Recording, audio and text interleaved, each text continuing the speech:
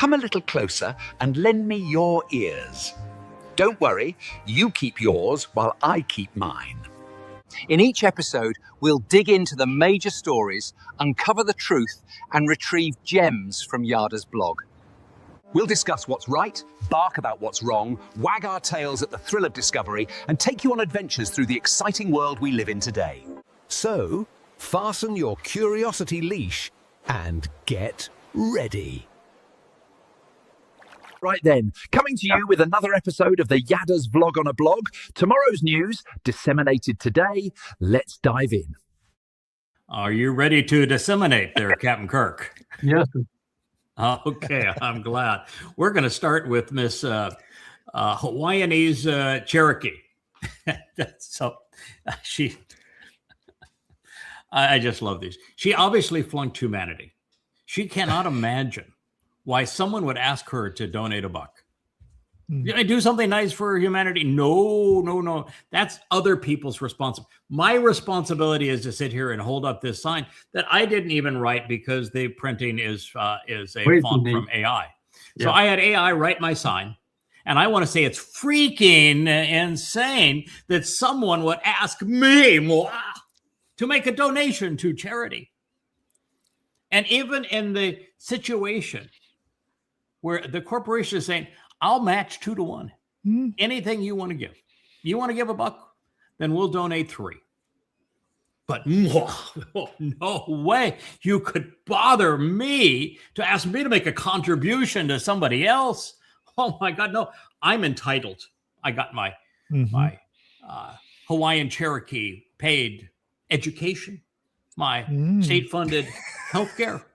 I have my food stamps. I have my entitlements. But don't you dare ask me to give something back. Yeah, I wonder what's wrong with our country. Sir? All right. Well, actually, something you like to add, or is that you just saying how in the world we keep hearing? What happened to people who cared? They just don't. They don't give a damn about anybody. Nope. It's all about me, myself, and I.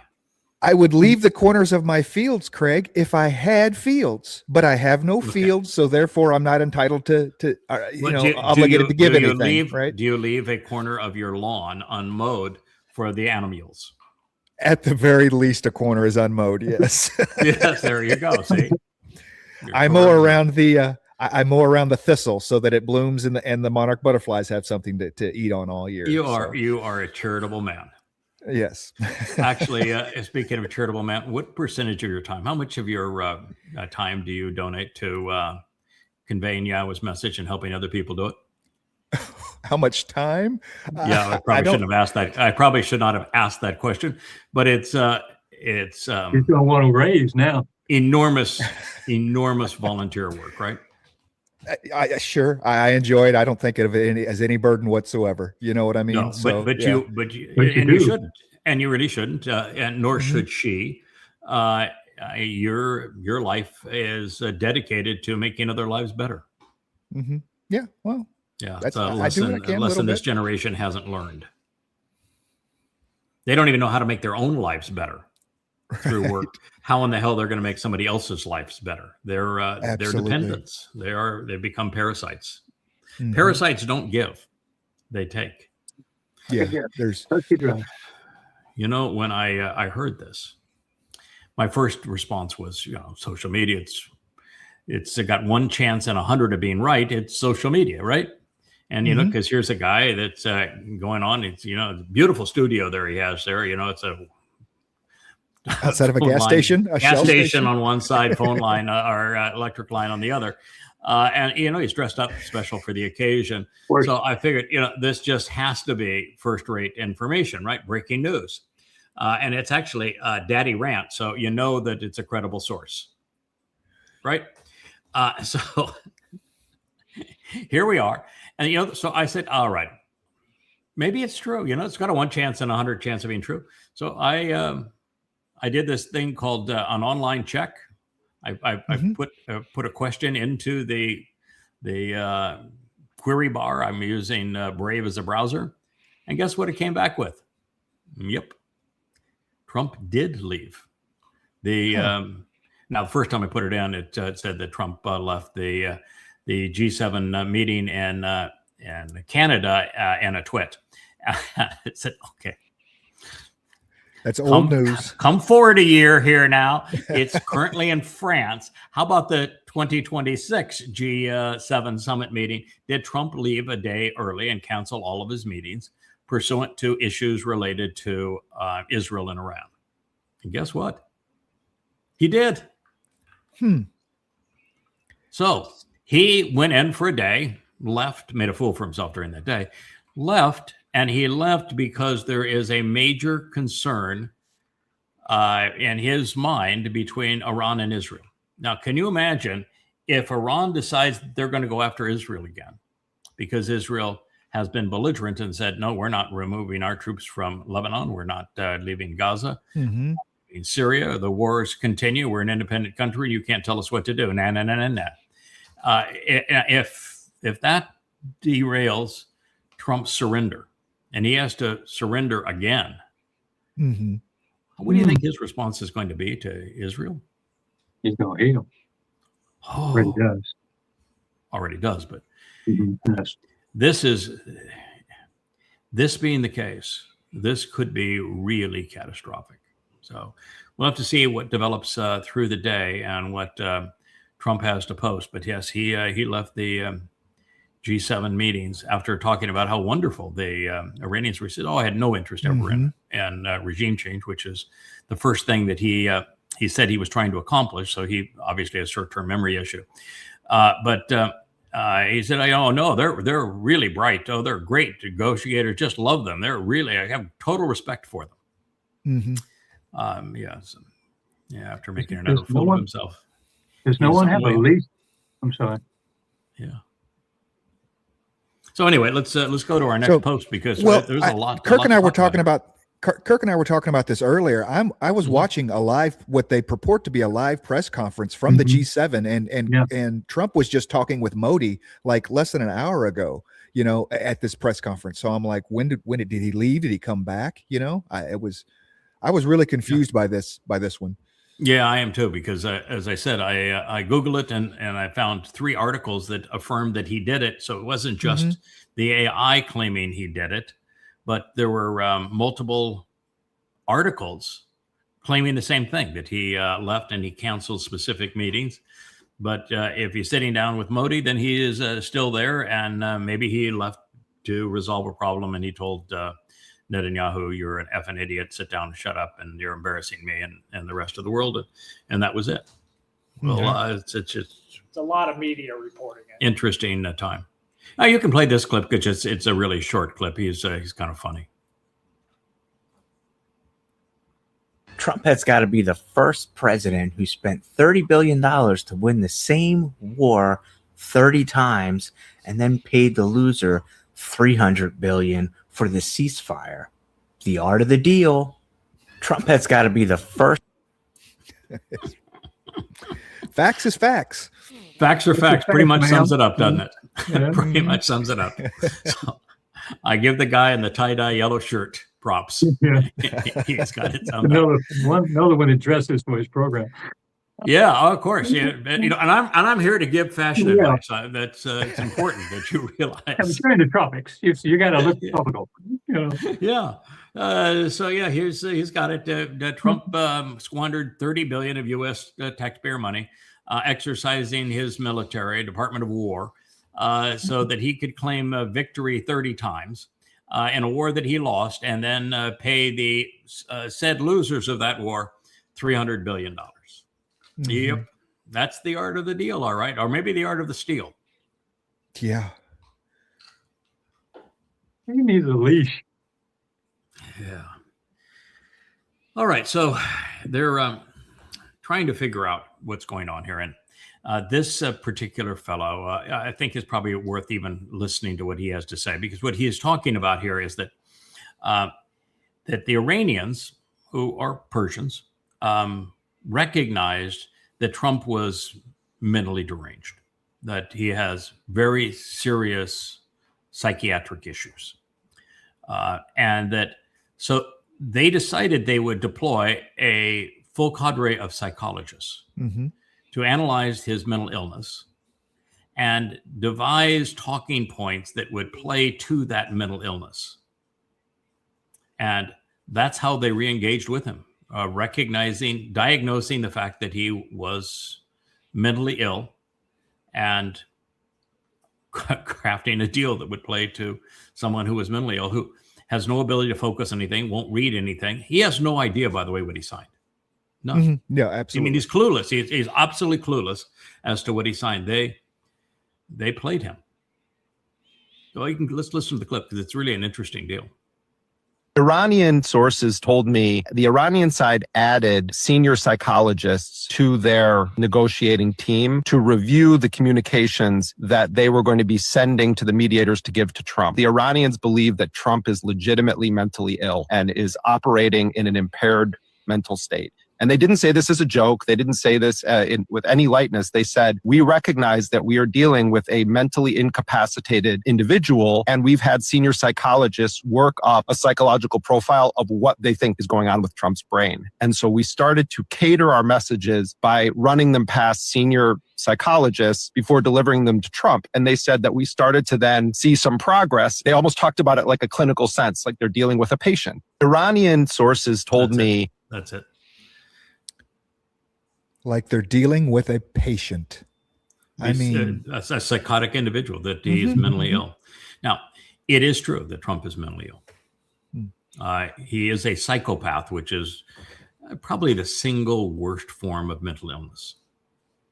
A psychopath, somebody without empathy, who will destroy the world for their own self-aggrandizement and will use all manner of people and spit them out.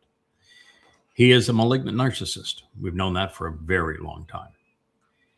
He suffers from confabulation, which is a really tragic mental illness.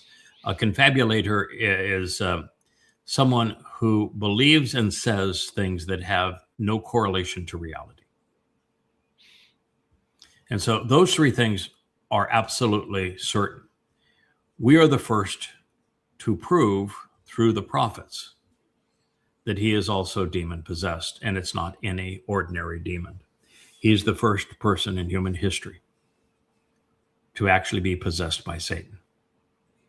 He is the living incarnation of Satan. And that's the biggest issue of all. Yeah. Rahab, he fulfills all the checkpoints from the prophets, and then we can even look to his actions and his words now. And it's that's why we don't understand it. Nobody's going, everybody's, what could this be? Yeah. I understand that what I did in looking at every prophetic pronouncement in the oldest extant sources, scrubbing each word of its religiosity and getting down to its core meaning. And doing that for every prophet that spoke of this time and of this betrayal. And was able to deduce that it would be the President of the United States at the time that we entered the time of Israel's troubles, which I deduced would be on Shabuah, the 22nd of May of 2026, a month ago. That would be the person who betrays Israel. And that betrayal of Israel would ignite the 7 years of Israel's troubles. And therefore, when Trump won the election 2 years ago, just shy of 2 years ago, I announced that he was the person that Christians have sought, known as the Antichrist. We've subsequently learned that he is Rahab, is Yahweh's testimony, and that he fits every description of this individual: sexually perverted, long in days, very old man, goatish comb-over hair, that he is a copper con, both in tone and as a con artist. Real estate developer is another one of the prophetic statements.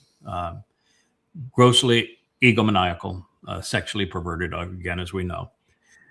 And that he is forming relations with others to specifically undermine Israel at this time. And the prophets are overwhelming in their depiction of Donald Trump in this role. So it's one thing for us to have invested all of that time, and you can't just do it. Say, I'm going to read all the prophets. You have to go back to the original Hebrew, scrub it of religiosity, go back to the oldest sources, and have the wherewithal to tie every one of these prophecies together, to deduce that. And it good flies, of course, in the face of what our culture tells us, which is that Christians are afraid of the Antichrist, who's this anti-Christian fellow, when Trump was elected by Christians. And so it's a very difficult thing for anyone to accept who isn't already disciplined to go where Yahweh's words lead, no matter where they go. So it's one thing to have done that, and we did that.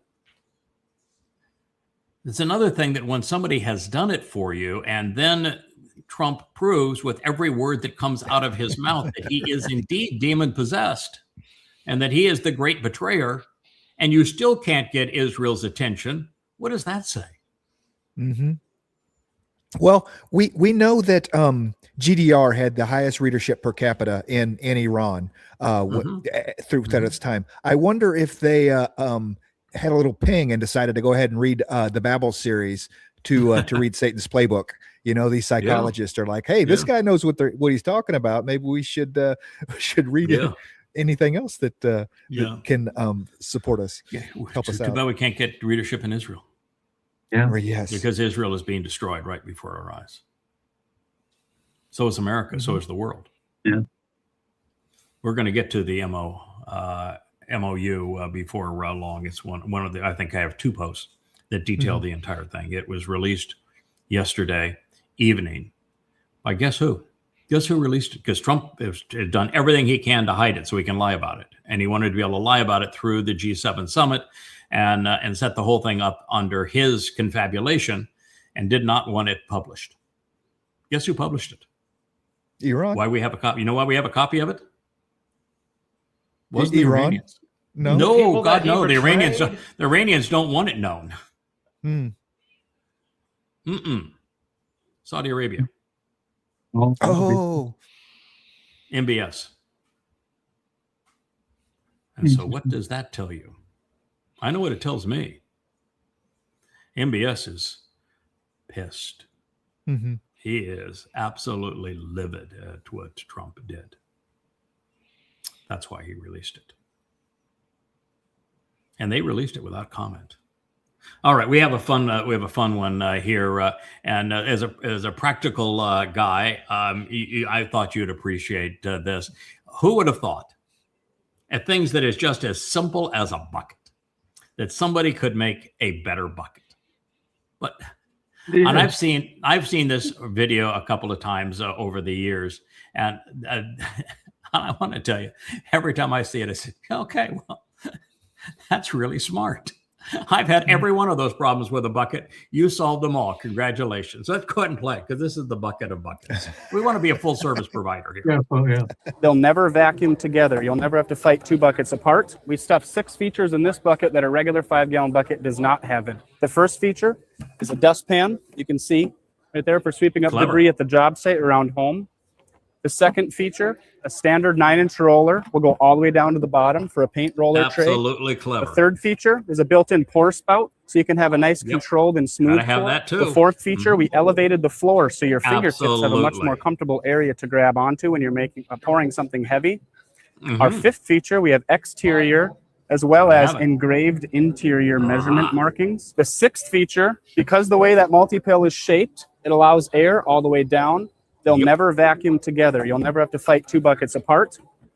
We also have our disposable paint liner as well for painters, epoxies, resins, etc. Is there a lid for it? And yes, everyone, there is a lid coming. Lid is coming in June of 2026. They'll never vacuum together. You'll never have. All right. Take 3. Oh, I would too. I want to tell you, you could charge 5 times the average price of a bucket, and I'd still buy that bucket. It is. See, we can be ingenious. After 6,000 years, we have invented the perfect bucket. The perfect bucket. Yeah. The only thing I'm missing is a gamma top adapter so I could put my screw-on gamma top lids for it, because there's nothing nicer than a screw-on top on a bucket, man. I mean, it is slick. Get your rice out of there and just screw it back, So okay. Anyway, well, you probably should shoot them the tip, and I'm sure they'd figure out a way to provide that for you. That is one clever company right there. Gotta love it. I think provider. I think our buddy Mark Wasty makes the die molds. He produces the die molds that they use to make these buckets. So really, wow. Good for you. I'm glad we promoted them then. Oh goodness, Christianity. What he is saying is that Christianity is dying. And that he's really worried that Christianity is dying because the things that have replaced Christianity have never added anything nice to the world. Well, this is a religion that has condemned Jews, demonized them, tortured Jews, robbed Jews, subjugated Jews, persecuted Jews for 18 centuries. It is the religion behind the Holocaust. It is the religion behind the anti-Semitism. It is the religion behind the system of the caste system of lords and serfs that imprisoned virtually every European under lords. It's the system under the Holy Roman Empire that was so egregious on average people. It's the system that gave birth to the Roman Catholic Church that had, under penalty of death, anyone translating any part of its scriptures in a language anyone could understand. This is the religion of the Third Reich. It is the religion of Trump's Fourth Reich. This is the worst thing that ever happened to God's people. And you want to pout about its death and what's going to replace it? Yeah, I'll have no problem to tell you that Islam is as bad, if not worse. Marxism is as bad as not worse. And if that's what you're crying all over, that those things are replacing it, then, goody for you. I'm going to tell you that when you have something as despicable as Christianity, you ought not lament things that are equally despicable that replace your despicable religion. Yeah, he goes on to talk about, destroying a religion and then there's nothing to replace it. But he talks about Christianity as this great moral structure that has done so much for mankind. It's like, where does the any morality in Christianity come from? The Torah, the top 10, Correct. And they don't even listen. And they don't even listen to those. But correct. Yeah, it's all of its morality comes from the Torah, which they attack, demean.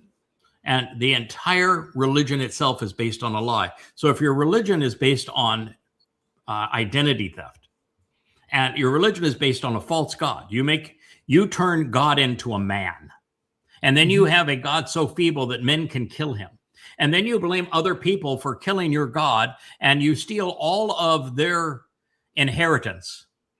And so you have a religion that's based on nothing but thievery and lies. And you want to say that is a moral good? You're just not thinking. And, Jordan Peterson, he went from a damn good psychologist that was on the right side of the transgender debate to being an absolute worthless human being and promoting religion via being an influencer. He needs to start back over with Make Your Bed. Guys are repulsive. Okay, so I'm going to try to mute this. The war between... You can, there we go. No, I don't want to listen to this. This is... Okay. Yeah. Well, this is an absolutely moronic statement. And I understand why you don't want to listen to it. This person in this British accent talks about how so glorious the Strait of Hormuz is being reopened and the world is at peace again. And good God, isn't Trump so marvelous that he's achieved all of these wonderful things? But the Israelis won't leave the war between Gaza and they won't leave Lebanon. And so Trump is not able to achieve this glorious solution. So who is it that controls the U.S. government? I mean, this is just so utterly stupid. I don't know. Is there a better word for stupid? Idiotic? Insane? Insane. Okay. Insane. You have an American president that decides that he wants to bomb Iran, and it causes the Strait of Hormuz to be closed and puts the world in economic peril. He loses that war and surrenders in that war. And that he then negotiates the surrender without even discussing it with Israel after telling Israel that he thinks they're effing stupid. And won't even share a copy of the agreement with Israel. Not only negotiated it without talking to Israel, won't even share a copy of it with Israel, and then is lambasting Israel, saying they're effing stupid. Mm-hmm. And this guy wants to infer that evidence proves that Israel is in control of the United States, when it's exactly the opposite. I mean, when humanity has dropped to this level and AI is pushing such rubbish on social media, there is no hope for humanity. Yeah. Connect the dots. Who is in control of American policy? Israel wasn't consulted on that deal. Mm-hmm. Israel was demeaned in the deal. Israel is absolutely screwed by that deal. And you want to say it's Israel that caused that deal? How can anybody be that thoughtless? Yeah. The whole presentation was just, number one, wrong. And number two, it was bad. I counted 4 times in the presentation when this is the most explosive revelation of this 7-minute video we're going to put out. So how did we have the most explosive thing 4 times? And it was just one trope after the other and I was like, oh my gosh, I couldn't get to the end of it. I get the whole. You can see the books on the shelf behind me. There's 38 of them. I think I've written 40 some odd books. Those books are all written on a standard premise: evidence and reason. Mm-hmm. You examine the evidence and you make rational conclusions based on the evidence. That's what we do. This idiot makes up the evidence such that it's not evidence, it's just his opinion. And then he draws opinions from his opinions that are the opposite of what evidence and reason would deduce. Right. And then promotes it as, boy, I'm really insightful. I'm the guy here sharing with you that Israel is to blame for everything. Mm-hmm. And Donald Trump saved us all. Disgusting. I mean, it was. But he does it with a British accent, so it sounds international. Exactly. Like it wasn't put out by a MAGA-ite. Mm-hmm. Well, anti-Semitic MAGA-ite. Yeah, for some reason, Americans, I don't know what it is, tend to be enamored with the British accent. They just think it's so intelligent. They think it's so, not posh is the British word for it, but it's so intellectual, and it's so refined. As like, man, no, sorry. It was so funny yesterday. We were first, Joe, our beloved Joe, who's done our website, has created the most sophisticated text-to-speech tool, I think, in the history of the universe. I mean, it's just boggles the mind, the layers of this tool that he has created to train the dragon. And it's all to clone voices, to create audio versions of our books, and then avatars to read them. And it's a big project. I mean, it's many tens of thousands of dollars and enormous man hours. And the result, if you listen to AI presentations, and the majority of things online are now AI presentations, they aren't very good. And so, and we have this challenge of we have Hebrew words and Greek words and Arabic words, very sophisticated terms and names that the pronunciations are important that the world just does not know. And so it's an exceedingly difficult thing to do. And so yesterday, we're running on multiple fronts, and we were testing one of the models here on Perry's Beast, the machine downstairs. And it was so funny. It started off, it was a clone of my voice. We've done a bunch of things to train these AIs to do the cadence of my voice because I wrote the books and did the translations and all. So it starts off and it's doing a decent job of the cadence of my voice. Then it goes for about 15 or 20 seconds. And it's brilliant. It goes and increases the pitch, increases the tempo. It adds emotes really passion.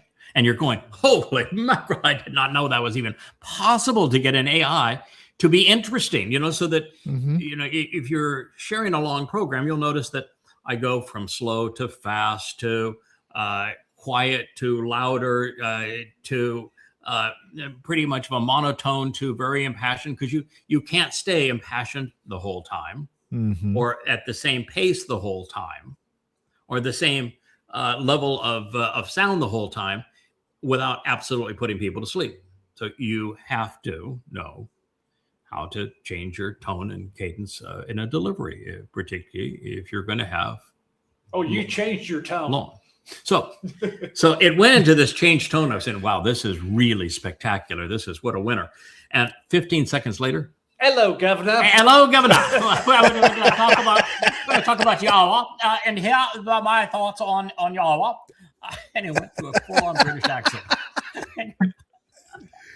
What would possess this computer to do that? Because the model was actually created in Great Britain. That's what we found out this morning. Okay, so the model was created in Great Britain. There's nothing great about Britain, but okay. All right, so anyway. So you actually had a thought there on AI, and and there is nobody I'd rather get my my AI update from. No, than Captain Analog. No, I don't have a thought about AI. Technology section. So, what was it you wanted to share about AI there, Captain Analog? Okay, because I had such a warm reception to this, Yes. I'm gonna write a paper on it, and I'm gonna send it to all of you. And it's not about AI what it does. It's about the companies and how in debt they are. Yes. Okay. And I mean, they are really deeply in debt. I don't know if you know what's the doctor's name, Hyman Minsky. He was an economist at Harvard, and he studied all these ups and downs of how businesses grow and whatever, and he invented the Minsky bubble. And it lines up exactly what's going on right now. Lines up exactly to the .com, the COVID situation, and also the Lehman Brothers thing, and it was uncanny. We're in a really bad bubble, and they keep raising money that they can't pay off because they're way beyond debt. We just had $1 trillion IPO for a company that has not only always lost money, but there is no pathway for that company to ever make money. No, and it was you can't trade. It wasn't trading on a multiple of earnings or even a multiple of future anticipated earnings, because there are no earnings in the past, and there's no pathway to earnings in the future. This is a company right now that has a 90% market share in what it does, and it can't make money. And if you can't make money when you have a 90% market share, which you do, there is no chance you're ever going to make money. Time to start making buckets. And so making money is no longer a part of the equation for a Wall Street evaluation. And the AIs, there is no way for the AIs to make money. The only place where they can have a revenue stream that is positive, really, of any significance is in large corporations where they replace employees. Well, that's pretty negative for society, because that means that people are no longer working, and the economy is going to tank under those circumstances, which means your AI is not going to be any value, and your company is not going to be of any value if you have nobody to buy your products. So that's counterproductive.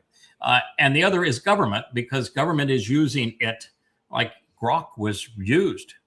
And we now know in the Iran war, it also provided targeting, as did OpenAI.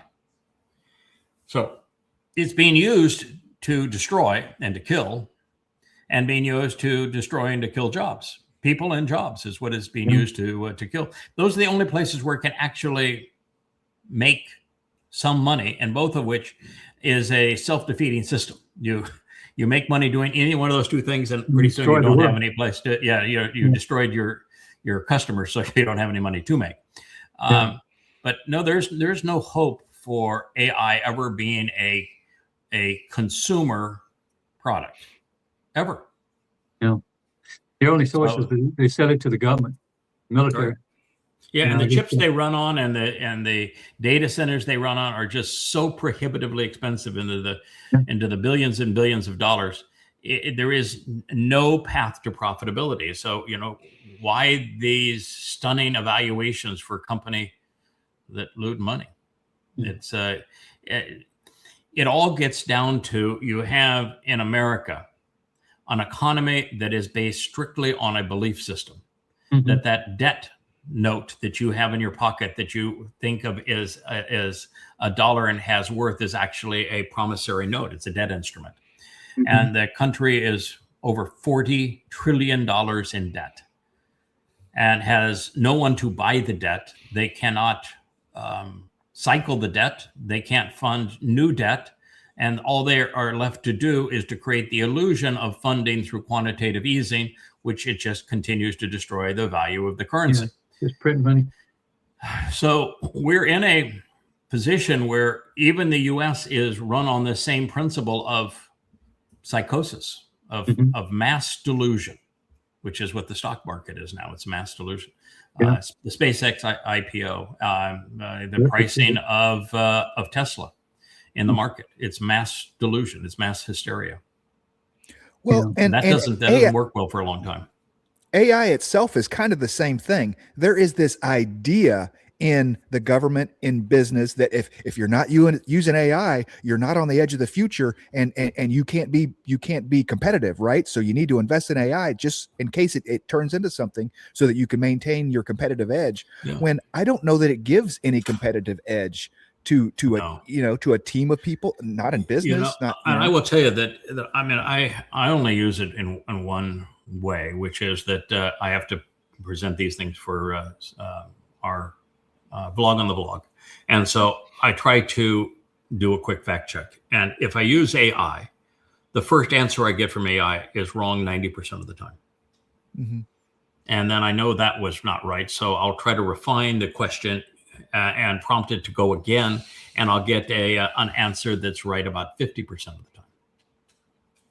time. So in the old fashioned way of looking for independent articles, worked better, but the problem with that is now with social media being such a cesspool of lies, and so many people in the mainstream media now picking up on the lies in social media, there really is no credible source of information today.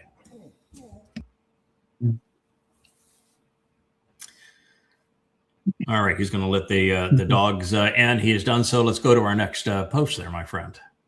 Oh, I saw a really handsome tail that went by there. You got a white dog. Yes, it's the Great Pyrenees. Yeah. So here is a pastor, and he wants you to know that what Jesus said in the book of John about the Holy Spirit and how the Holy Spirit was going to come upon you. Oh boy. Now, what he doesn't want to tell you is there really is no gospel of any kind. Paul made up the term. There's no book that calls itself a gospel. But Paul literally made up the term. It's his term. If you want to use Paul's term, it's euangelion, good messenger, which is he applied to himself. In fact, he said, if heaven has a good message and I have a good message, heaven's message doesn't count. It's only mine. He actually said that. Sounds like a rabbi. Oh, it sounds like a rabbi. Yeah, it sounds like a rabbi. Well, he was a rabbi. Yeah, there you go. So you know that it's Paul's message, not God's message, because he says that his the only one that counts. He actually wrote that what John was teaching in Ephesus was so contrary to what he was teaching that John needed to be condemned, and everybody that was affected by John had to be brainwashed. But now he, even not knowing that the first 14 books of the Christian New Testament were all written by Paul, who condemned John. He doesn't know that. And he condemned Peter too, and Jacob, James. But he didn't know that. And he doesn't know about the internal contradictions, therefore, in his own book. What he also doesn't know is that the book that is called John was written by somebody who we have no clue who he was. It is only mythology that it attaches it to a person named John. But nobody has a clue. We do know that it was written no earlier than 95 CE. Okay. That's 3 generations after the fact. And it was written in a country a long, long distance away by somebody who we do not know, generations after the fact, 6 decades later. And but so we it have has the dancing no baby. Credibility. Pardon? We have the dancing baby. We have the dancing baby in the womb. I mean, John, didn't John's mom? That doesn't prove that. No, that's Luke. Luke is with the paganism of the dancing babies. So he doesn't know that the book of John is just absolute BS. 95 CE by an unknown writer in what is today Turkey. No. And he doesn't know that that the person he's attributing it to was condemned by the person who wrote the first 14 books of his Bible, Paul. And he does not know that Jesus never existed. There was no person named Jesus in the first century in Yehuda, much less in any century prior to the 17th, which is the first time that Jesus was invented. He doesn't know that either. He doesn't know that Iosu of the creation of Paul was nothing but the product of identity theft. He stole the Messiah title and Son of God title and Savior title all from David. Doesn't know that. Doesn't know that it was Dode who foretold his own crucifixion in 33 CE, and it was not an imaginary Jesus. He's not smart enough to know that. He does not know that the Spirit is not holy, because holy is a Hebrew word, and it means diseased. Yeah. He does not know that the Ruach is feminine, and it is attributed a masculine title in the New Testament, so that the New Testament has to be completely disjoined from the Torah, prophets, and Psalms. He does not know that God's Spirit will never, under any circumstance, come anywhere near someone who is religious. But it's nice white hair. It goes nicely with his shirt. So he's got that going for him. Yeah, nice tie, I guess, Yeah, tie. I'm not impressed with the knot, but it's a nice white shirt with the white hair. That's a look. Okay. Pretty. Mm-hmm. Yeah. Turning point there, pal. Okay. You're wrong about everything, and you're lying to people, and you know it. And he knows it. And he knows it. And he knows it. Mm. This is a story of the Battle of Tours, and it's but people just don't process because they're so ignorant of history. Is that beginning at when Muhammad turned about 60 years old, he promoted a religion that was based upon waging war against all humankind. That's the Pledge of Aqaba, first year of the Islamic era. We pledged to wage war against all mankind. And then he began to do it. He led 77 terrorist raids in the first 10 years of the Islamic era. And after his death, Muslims fought the war of compulsion in Arabia to force every Arab into Islam. And then they began their genocidal rage against the world. And they killed Muslims in the first 100 years of Islam, 200 million people. It was a third of the Earth's population at the time. And since that time, they've killed another 200 million and enslaved, robbed, raped another 200 million. This religion still has apartheid conditions in the 55 countries that they have colonialized. And they damn near conquered Europe. It's the most savage, deadly, destructive, demonic religion in human history. The Quran is the worst book ever written. It is grossly immoral. And I don't say that without provocation. I've written the most comprehensive analysis of the Quran in human history. Goddamn religion. There are 5 volumes. I mean, this is 825 pages. It would outpace any book that anybody else has ever written on Islam by itself. And there's 5 of them in the series. 4,200 pages, all documented from the 5 oldest Islamic sources. I use Muhammad's and Allah's words and deeds against them and nothing else. And I prove conclusively that Allah was Satan. Muhammad was a sexual pervert, and a slave trader, and a terrorist, and a mass murderer. And that he was no prophet and that Allah is no God. Prove it overwhelmingly, undeniably, irrefutably, with their evidence, with their own words. And still, the world wants to accept and coddle Islam. Grotesque ignorance. Deadly ignorance. Yeah, it's tough because people know Islam is bad, okay? The problem that people don't know is that all Islam is bad. They want to make this idea that there is such a thing as a good Muslim, as a Muslim that you can live side by side with in peace and harmony. And there just isn't, because they do not understand what the Quran says. I read an article today as an opinion piece in the Jerusalem Post, and it was to criticize Netanyahu for not using diplomacy and resolving the issues of the nations around him as opposed to using militancy.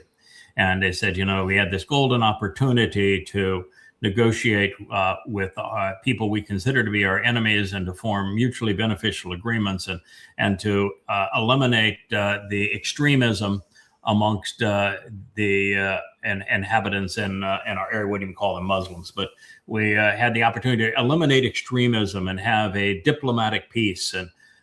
And you could, you know, you can write. Yeah, I assume you can read. And you're completely ignorant of Islam. Mm-hmm.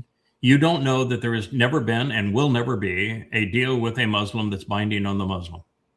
That any deal with a Muslim is to set the Muslim up to take advantage of the non-Muslim. And that Muslims must fight to the death on behalf of Allah. And that the world must capitulate to Allah. You don't know what the Quran says. You don't know what the Hadith says. You don't know who Muhammad was. And so you're talking about forming negotiations to eliminate the extremism when you're not even aware that the extremism is normalization. That is the religion. There is no other form of the religion other than as a criminal enterprise and death cult. And so it's just flabbergasting that after 1,400 years, people who consider themselves enlightened are still wholly ignorant and irrational when it comes to Islam. How many people must they kill before? Yeah. So here, I listened to several interviews with Eyeliner Boy last night, and he was asked repeatedly, so what about this $300 million commitment by the United States to fund reparations for Iran? Is it in the agreement? And he didn't want to deny that it was in the agreement. He said, oh, but it requires all sorts of things that Iran must do to have access to that kind of money. There's all sorts of things that they must give up for them to have access to the money. In other words, he is saying the opposite of what Trump is saying. Trump is saying it doesn't exist. There is no $300 million to Iran. And he is saying, yes, there is the $300 million to Iran, but Iran must jump through hoops to get it. we're going to read the actual memo of understanding, memorandum of understanding. And I'm here to tell you, the $300 million, it is fully guaranteed by the United States, and it is not contingent on anything. So Eyeliner Boy lied, and POTUS lied. And it's true that Americans are going to be paying $1,000 per American to fix what Trump broke. Yeah. Oh, I want you to play this just because this guy is just livid. I mean, I think that righteous indignation is a good thing. He's not righteous indignation here. And oh, by the way, he's dead ass wrong. So my thought is men without a functioning conscience are unconscionable. He doesn't realize he wants to condemn Israel for killing civilians in Gaza. Do you not understand the nature of Gaza and Islam? Do you not know that every jihadist is a civilian? Every Hamas member is a civilian. Every one of the Islamic terrorists that came into Israel, they're all civilians. And every civilian in Gaza is a Muslim. And in Islam, it tells them to do, it orders them to do exactly what they did. Yeah. And so you want to condemn Israel for allowing Islam to rape, abduct, and murder Jews. Torture, yeah. And you want to then condemn Israel for trying to hold those Muslims accountable. Because in your view, innocent civilians were killed when in fact every jihadist is a civilian and every civilian is a Muslim. And the Muslims in Gaza were unified in their support of what happened on 10/7. And they were complicit in the abduction of and torture of the Jews who were there. Islam is the cause of genocide and has been the leading cause of genocide for 14 centuries. And yet, this idiot goes apeshit to say exactly the opposite. Well, you can play him just for anybody that thinks I get a little too hot and bothered trying to awaken Israel to the reality of their situation. Listen to this guy. How could it be done to you and your ancestors, and you turn around and you do it to someone else? And I ask Jews all over the world to consider what this man, Benjamin Netanyahu, and his right-wing government is doing to the Jewish people all over the world. To allow this to happen to children and civilians of all ages in Gaza, for whatever reason, is unconscionable and unthinkable. And I ask you Jews everywhere all over the world to... For whatever reason. For whatever. Gee, what could have possibly been the reason? No, was it the War of Independence when the Muslims surrounding Israel say we're going to kill every Jew and wipe Israel off the face of the earth? Could it have been the 1966 Six-Day War when the Muslims said the same thing? Could it have been the 1973 Yom Kippur War where the Muslims decided the same thing? Could it have been all of those intifadas where the goal was to kill every Jew? Could it have been the pay for slay that the Palestinian Authority has positioned? Could it be in Hamas's doctrine to eliminate the state of Israel? Could it be from the river to the sea, Palestine will be free so that there will be no Israel and not a single Jew left on earth? Could it have been 10/7 when Muslims came into Israel and slaughtered Jews? Could it have been? Whatever it was unconscionable. It was on behalf of the perpetrators. Craig, you ignorant piece of crap. Craig, tell the story of when you were in Israel and with the terrorist and they were cheering about the bus and you asked them why. I mean, Yeah, I went to Israel right after God met with me and said, I want you to do this. And I want you to start with by exposing the truth about Islam. I want you to do that to protect my people so that they know the truth about this enemy that is trying to destroy them. And first thing I did, because he made the request of me within a week's time of 9/11, is that, well, I'm probably better start by figuring out why 9/11 happened. So I decided that I would go to the place which is ground central of Islamic terrorism worldwide, which is I flew into Israel. I had lots of money at the time, so I had plenty of connections. I was met by the Mossad at the airport. I was taken to the Knesset. I met with all of the higher ups of the Israeli government and also with the Palestinian Authority. And over 2 weeks' time, I negotiated the opportunity to do something that no one had ever done, which is to meet with Hamas, Hezbollah, Islamic Jihad, and Al Qaeda. And they said, you've been here for 2 weeks. You've asked for this one thing, and no one has ever asked for this thing. And we are convinced that by asking for this thing, you're going to die in the process. So, but it's what you want to do, and you're here to do it. So we're going to accommodate you. We will introduce you to them. But first, you're going to sign this paper that says that what you're doing is suicide. That we will not be able to protect you. We will not even know where they take you. And what you're doing, you will not live through it. So you want to sign that? You're telling us that we can deny that you made this request of us and that you're a dead man walking? Go right ahead.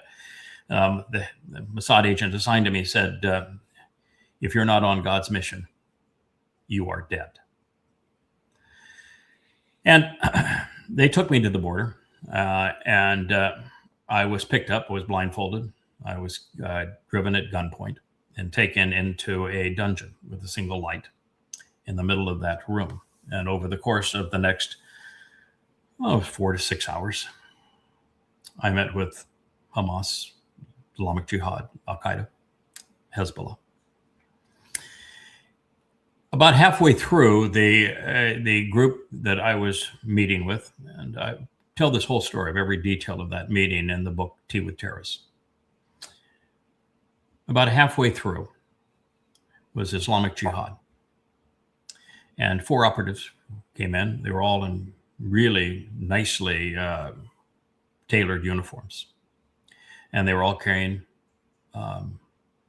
M16s, American assault rifles, not the AK-47s. They were M16s. And they began by chambering rounds and holding the guns against my temple. They thought it would be fun. But I didn't flinch. I knew what I was there for.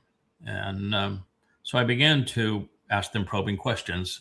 And they said, I don't think you know who we are. I said, did you read the newspapers, listen to the news last night and again this morning before you came here? And I said, yeah, I did. He said, then you know about the bus to Emmanuel. I said, yes. 12 Jewish women and little children had their heads blown off. The axle was blown off the bus with an IED. And then men dressed in military uniforms impersonating the IDF escorted the women and children off the bus. And as they walked off the bus, they blew their brains out. Is that what you're talking about? And they said, yes. We did that. I was there. And I want to tell you, we aren't terrorists because we were wearing Army uniforms. We were carrying Army assault rifles, and we did it as military. We're not terrorists. We did it. Now, to have men holding rifles at your forehead and you're in a dungeon, and they're bragging, having just blown off the heads of 12 Jewish women and children, that'll get your attention. We spoke a lot about it. and I probed them about it. And I tell the story, of course, in Deep with Terrorists, but it is truly astonishing that people have been led to believe that the jihadists have corrupted their religion when jihad is essential to Islam, and that they have completely squandered all pretense of morality. And death becomes them. They live to die. They will die to kill. So, yeah, it's. I can tell you when I speak out to protect Israel on behalf of Yahweh, because he asked me to do this. And I have updated Prophet of Doom, which was 1 volume, with the 5 volumes of goddamn religion, doing something no one had ever done before, which is to put the Quran in context of Muhammad's life, reordering it chronologically and using the 4 oldest and most credible hadith sources to explain it. That I have more skin in the game than does anybody in the IDF or the Israeli government. I've had the guns pointed at my forehead. I've run for my life. I've had thousands of death threats. I have a fatwa from the Saudi Arabian government. I've done it. I have skin in the game. I've paid the price to deliver this message to you. You could at least listen. Israel. Asshole. For some reason, for some unknown reason, for some supposed reason, asshole. You're a creep. You're no better, in fact, maybe worse than those Muslims who murdered Jews, because you're condemning Jews for trying to defend themselves from those Muslims. And doing it in a way to bring up ideas of the Holocaust. I mean, that's exactly what he's doing here when he's saying that your ancestors and you know were and things were. This was done to you, and now you're doing it to others to destroy Jews. It was done during the Holocaust because 2 religions, actually 3 religions, coincided. Hitler was a Marxist, a religion of man. Europe had been prepared for this through anti-Semitism by Christianity. And it was during a meeting with a leading Muslim that the decision was made to change incarceration and exile to extermination. 3 religions coalesced to cause the death of 6 million Jews. And you don't know any one of the 3, and you are an adherent of one of the 3. Mm-hmm. You don't know history. You don't know morality. You don't even know that there is no such thing as the Jewish people. Maybe one of the most profound insights that I have delivered, and it just came on me one day. There's no such thing as a Jew. I'm not saying this to be conspiratorial. I'm just telling you a fact. When was the term Jew first used? That'd be after the vintage, the J. Yeah, 1650s, 1660s. Prior to that time, had never been a Jew. So the term itself, Jew and Jewish and Judaism, were all invented in the 17th century. There's no basis for any of them. The term that matters if you want to actually have an identity would be Yehud, and in the plural, Yehudim. But you don't like that term. You know why you don't like that term? Yehud and Yehudim? Because it has Yahweh's name in it. Because it has Dod's name in it. Yehud is a compound of Yahweh and Dod. Mm-hmm. You hate God. You erased God's name from your own. You don't want to see Dod as the returning Messiah and King, as the Son of God, as beloved. So you erased your King's name and your God's name from your name and became a mythical people. There's no such thing as a Jewish person.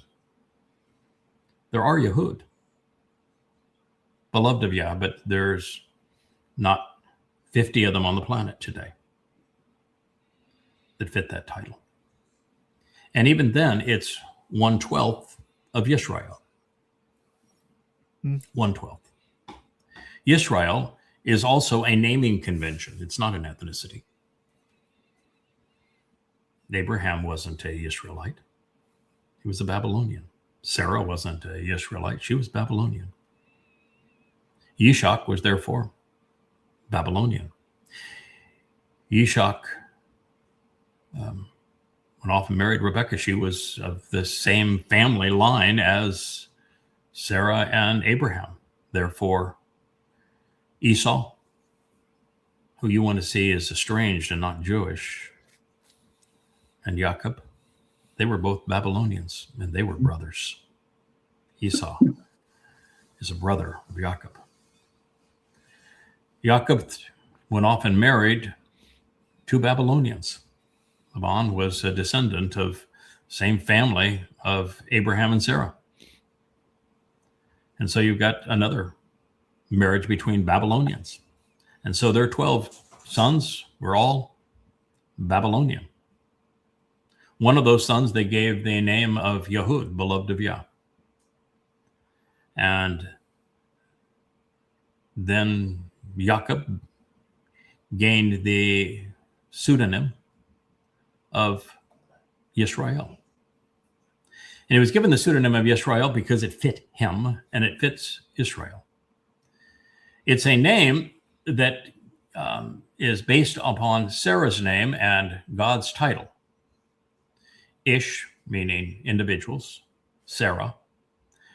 Sarah has many meanings, and like many Hebrew words, is both good and bad. Sarah can mean on the good side to engage and endure. On the bad side, it's to wrestle, to contend with, to be in conflict with. And the third is, of course, God. So individuals who are contentious toward and in conflict with God, which would include 99.999% of Israelis today, like this ugly fellow up here. And maybe 50, push it to 100, who have read Yada and know who they are again, that are engaged and enduring with God.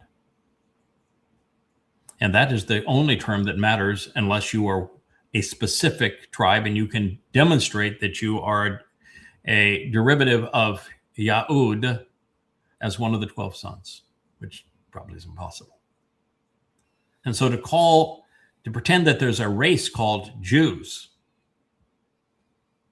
is mythical. The term was made up.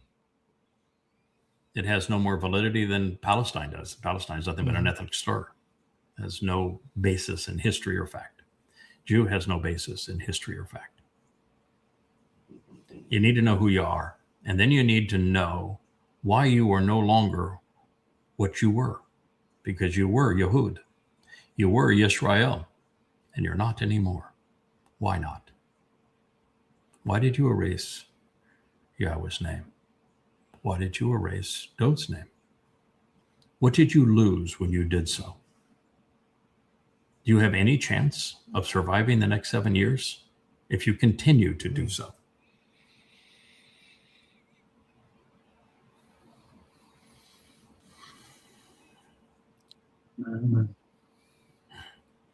Yeah, there are times when there's not a lot you can add, right? Yeah, gotta let you go on that one. Yeah, No, it's been said. I think it's said. It's one of the most profoundly important conclusions that I have drawn, and I've drawn tens of thousands of them. But there's no argument with that one. It's for real. It's a naming convention. And it's an important naming convention. I don't want to slight the term. Yehud is an exceedingly important naming convention. And so is Yisrael. But it is a naming convention. It does not designate an ethnicity. Pow. Oh, fuck. Excuse me, but good God. So disgusted by religion. Okay, so God's the one with the wings, and he's got a halo, and he's got solar rays that are coming above him.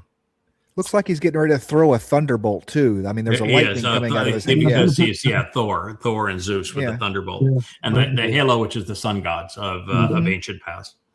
And he is overriding Satan, who is the horn dude there dressed in black, when Satan is actually a Karub, which means he is a high-ranking Malak. That would be a spiritual being. And the rumor I think it's the book of Jude, is that Satan wanted access to the body, wanted to dig up the body of Moshe and steal it, but God wouldn't allow him. What this tells you is that religions are focused on the body. They think that Moshe was the body, that represents Moshe. I'm sorry, it doesn't. Moshe's soul was actually Yosef before he was Moshe. And I prove it in the material that I'm writing right now. The story that God tells about the setup of Moshe 80 years before he was deployed. It's so detailed that if you're going to believe that God played a game of chance with a 3-year-old baby boy tossed into the Nile, that he was going to redeploy 80 years thereafter, you might even believe that the US dollar has value. You might even believe that the devil wanted the body of Moshe. You might be stupid enough to believe those things. The problem with religion, Islam, it's a religion based entirely on physical bodies being resurrected, so that Allah can torture almost all of them in hell, roasting them over with a spit over a fire in hell, and making them drink toxic and molten beverages. Got to have a physical body to do that. And in hell and in heaven, to be placated with perpetual virgins, which would require a body too. So they have you going from a body to a body. In Christianity, the God actually took on a body, so God became a man. Your God is no bigger than a man if Jesus is your God. And so the body is the whole thing. Nothing more to God than that body. But they want you to believe that body was so weak that men could kill it, and did. And then their proof that that body was more than just a body is a bodily resurrection. Just like the Egyptians. Yeah. Just like the Egyptians. Yeah, the Babylonians before them. And so they want to do the same thing with Moshe and pretend that the body has value. They don't realize that bodies are about 20 cents. If you take the sum of my body, or any body, we're about 80% water, which means that we're going to be the next rainstorm. You know, once you're dead, 80% of you goes away because it was water. It's a good rainstorm. You're going to collect all of that and decide, well, no, that drop, that was mine. That was mine. No, that one's yours. Okay. And the rest just turns to worm rot, and quickly. And that worm is part of the ecosystem that will become other bodies. You're going to argue over who's you got and what for. You think your body is really that great? You think your body's immortal? What are you going to do with your body? How are you going to leave this planet and go into a dimension beyond 3D with a body? You think that through? You can't even get to the next planet while you have a body. And you're going to go to heaven? Didn't think that one through, did you? No, souls matter. And a soul exists in dimensions beyond 3. Yeah. And the body that a soul is put in is meaningless. And so long as you're fixated on digging up Moshe's body and having Satan want to steal the body, and you want to play that into your bodily resurrection of your man who was a god in a body, then you're going to be duped. You're just going to be played for a fool. And that's the whole thing here. Christians, the religious, they'll believe anything. I mean, here are Muslims believing that sex outside of your 4 allotted wives is so bad that Muslims have to kill you if you did it. If you're a woman and you're engaged in it, they're going to flog you to death. and you can't drink wine or you're going to be flogged to death. And yet the Islamic heaven has rivers that flow with wine and a perpetual array of young girls who are virgins for you to conquer. And you're going to believe that? I mean, you just have to be stupid. I mean, just utterly and completely stupid to be a Christian or a Muslim. And of course, in Judaism, it's bodily resurrection too. They don't know to where because they don't believe there's a heaven and they don't believe there's a hell. So they don't know where to where or how you get there or anything else. They just torment you during this life. So you're just too confused because you're following all their laws. So you never bother to think it through. But this is pathetic. This is God being shown as a man, the devil being shown as a beastly man, and Moses being represented by a decaying body. And what could possibly be wrong with all three of those? Yeah.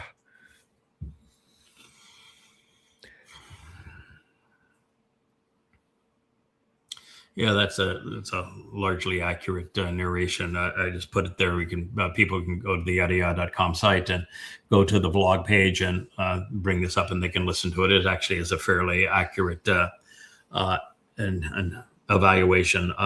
The fact is that Iran played Trump and they played Netanyahu. They played Netanyahu more than they played Trump, but they did. They played both of them. They figured out psychologically how to maneuver them into a lose-lose position.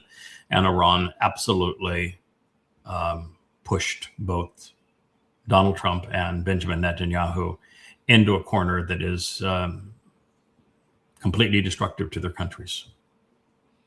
Yeah, what surprised me about that was this is the first mention I've heard of Israel moving out of Syria. I didn't even. I guess they're still slightly trying to protect the Druze that are there, or no. I mean, no, that's an excuse. No, they want to have a buffer. This thing they're trying to do in Libya. They want to have a buffer, and they want to expand the size of Israel. And so the way to do that is these invasive wars, and they're just trying to stay there. And this MOU does not allow them to do that. And so it puts Israel in a position where Israel has to surrender its sovereignty, because for the U.S. to surrender and end the war, the U.S. has to force Israel to surrender its sovereignty and become vulnerable. And so Israel internally now is having all sorts of civil unrest, with every politician saying, wait a minute, we're not a vassal of Donald Trump. We are an independent country. We have to protect our own interests, without recognizing that by saying that, they're going against Trump, who is their who is the lord of and vassal of Israel's a vassal of Donald Trump. And they don't realize that they fight with American weapons and that they have no means to defend themselves otherwise. And of course, Trump told for the third time yesterday that Israel only exists because of him. Yeah, he actually said it blatantly. He says, Israel only exists because of me. If it weren't for me, Donald Trump, Israel wouldn't exist today. I mean, it's delusional beyond what you would even expect Satan to say. Right. Gwyneth Paltrow is not my favorite. I mean, she was delightful in the Shakespeare movie that she did. I thought that was really a fun movie on one of the best ever, having fun with that whole narrative. But she's being demonized because she produced an ad, made a deal with somebody in Israel saying, we'll give you his fancy apartment. I guess would be in Tel Aviv, for you to run a commercial on behalf. And so the world is, because it's so anti-Semitic, decides that they want to demonize her for having the audacity to actually say something nice about Israel. You can't be in social media today and have any degree of popularity or reach unless you're grotesquely anti-Semitic. So attacking her is what they are devoted to doing. There must be hundreds of such posts of demeaning Gwyneth Paltrow over all this. Was it Over Shakespeare in commercial. Love? Was that the name of the movie that she was in that was so good? Oh, you got me on that. Yeah, I think it's Shakespeare in Love. It's really a cute little movie. Not my All right. genre, just saying. Okay. Once upon a time, I saw movies. This one is really obnoxious. This is a C person. They all suffer from grotesque madness. I don't care if it's a MAGA, a Twitchian, a Muslim, or a Marxist. There is a virus that has absolutely robbed people of their ability to be moral, to be thoughtful, to understand history. And, her thing is, can you imagine what would happen if a Muslim nation had 2.3 million Jews locked in a cage? You piece of shit. You have no concept of what Gaza was. That Gaza was a better living environment than the Muslims had in Egypt or in Jordan or in Syria. And that it was funded by billions and billions and billions of dollars so that the Muslims there had all of the niceties without having to work for them. And that they took everything, including water lines, and turned them into rockets. And they took the donations for concrete in hospitals and turned them into terrorist war centers. That's what they did. And by the way, there were millions of Jews in the Arab world, and they were caged up. And they were also caged up in the Christian world. So what you protest that did not happen in Gaza. And the only reason that Gaza couldn't expand is because the big wall in Gaza, the big cage, the big cage was on the Egyptian side, not on the Israeli side. The Israeli side was so feeble that 6,000 Muslims were able to scamper through in tenny rompers. Mm-hmm. They didn't get into Gaza. They didn't get into Sinai, though, because that's a damn big wall, and it's 3 layers thick. And every place those little children went, they were exiled because they were so horrendous. That culture is so menacing. They had to be expelled from every Muslim country. And they're there only to be belligerent to Israel.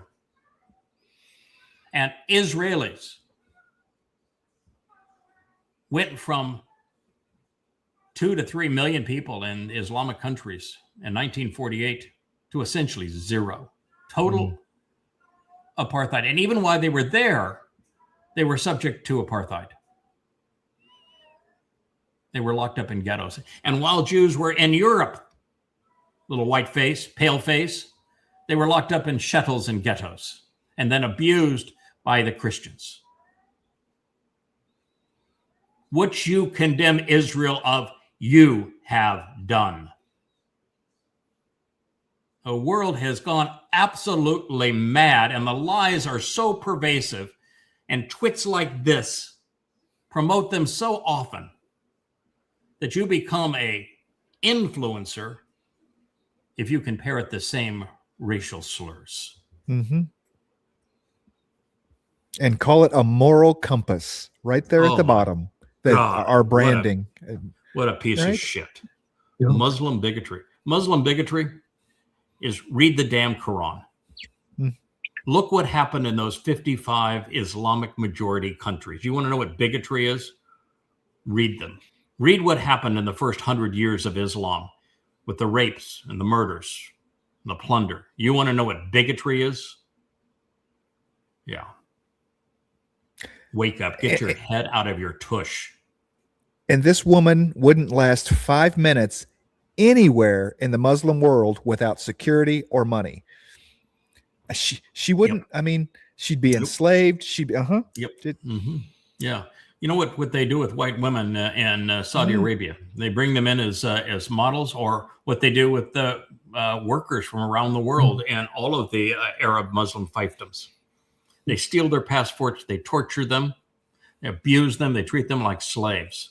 And if you're a woman, they don't even let you live. Once you're used, you are killed and disposed of.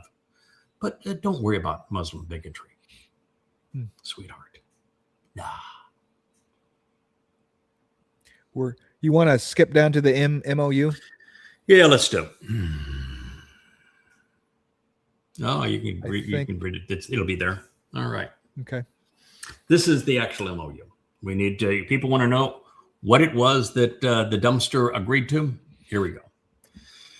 First, you need to know that this was released by Saudi Arabia. Mm-hmm. Trump was doing everything he could to hide the actual agreement because he either hasn't read the agreement or he wants to lie about the agreement. And it's harder to lie about the agreement when the agreement is in front of people, like him saying that there's no $300 million given to the Iranians. Mm-hmm. So, and he says that this stops their nuclear program. It doesn't. So the Saudis were given a copy of it. Israel wasn't. Saudis were. Huh. Israel now has a copy of it, courtesy of Saudi Arabia. This is the actual agreement. This is the agreement that has been signed. It reads, Points of the Memorandum of Understanding, MOU. 1, 14 points. This is not a paraphrase of them. This isn't a fake media report on them. This is exactly what it reads as it was electronically signed by Donald Trump.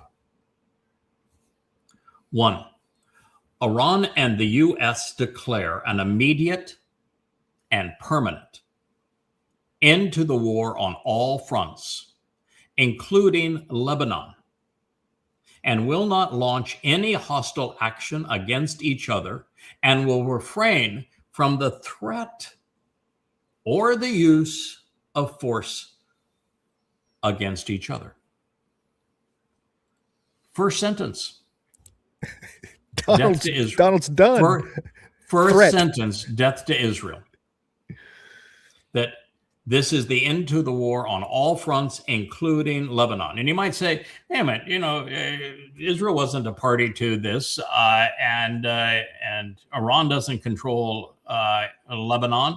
So how is that binding? Because Israel bombed Iran, because Israel did this twice, because Israel was up to their eyeballs in attacking Iran. And Iran won, and the world's about to go bankrupt because of the stupidity of the Israeli plan that thought they were going to get regime change and thought they were going to destroy Iran's nuclear program, and Israel lost. You lose, you have to deal with the terms that are imposed upon you. Israel, you lost. You should never have done what you did. I begged you not to do what you did, but you did it. And when you do something stupid, there are consequences. You did this thing, this is the consequence. You can no longer defend yourself anywhere, not in Gaza, not in Syria, not in Lebanon. And Lebanon was listed here first because Israelis are occupying Lebanon, southern Lebanon, and they're bombing Lebanon, and now they can't do it. They have to leave. And if they don't leave, then they're isolated by the United States, which was the only country that hadn't already isolated them. And boycotted by the world, isolated by the world, you can't survive as a country today. It's over. Israel, you were played. This is the consequence of that. We told you it was going to happen, and now it has happened, and we're giving you the only way out. But right there in the first sentence, Israel, you're done. Iran owns you. You got played. Iran owns you. Second is they know Trump. It's a violation of this agreement for Trump to threaten force, not just to deploy Trump. Now, what do you think the odds are that Trump, when he hears that, well, you gave everything away here, you lost the war, you surrendered, and you think that Trump is not going to threaten force? Right. He has no control of his tongue.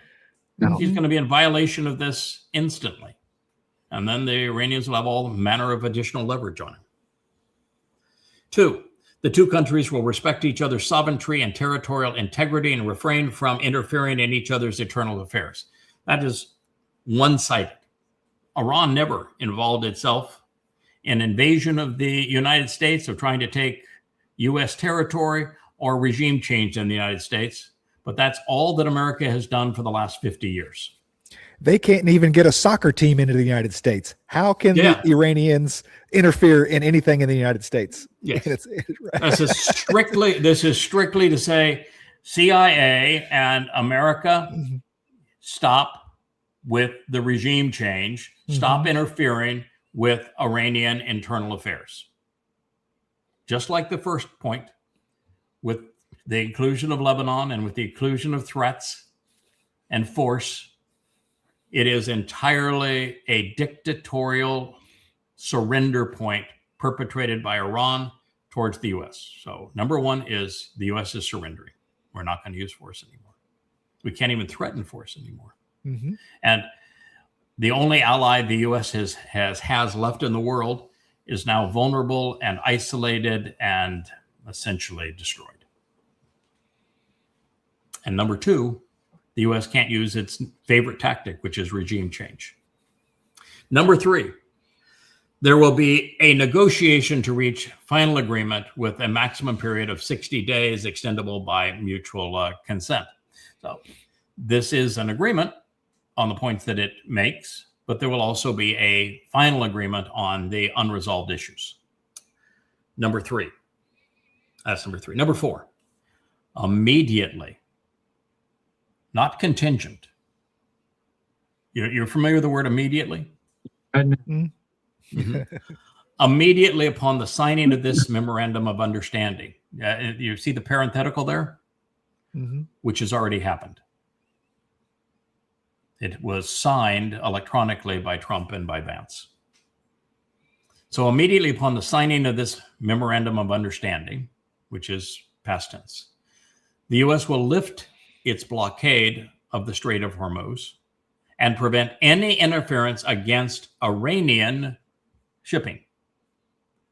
Traffic is to be restored within a maximum of 30 days to its full capacity and shall be proportional to the pre-war volume on the part of, what is that word there? I made my glasses. I'm not seeing it good. What is that word? Oh, Iran. So the Strait of Hormuz is going to be managed by Iran. What's that word again? Iran. Iran. Oh, it is that word. This is kind of reading like a surrender document. The U.S. will also withdraw its forces from the surrounding areas within 30 days. Does it say that Iran has to withdraw its forces from the Strait of Hormuz? Nope. Who is governing the Strait of Hormuz according to point 4? Iran.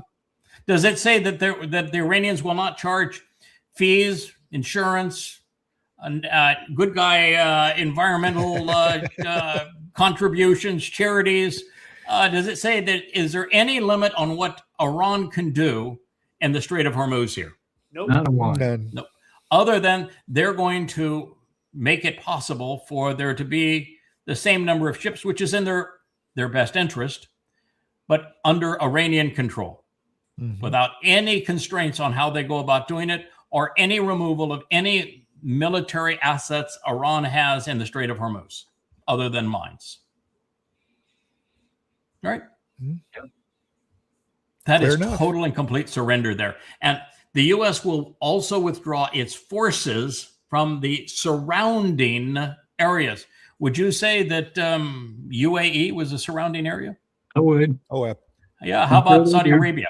Yes, sir. Kuwait? Qatar? Omar? Oh, bit. Yeah.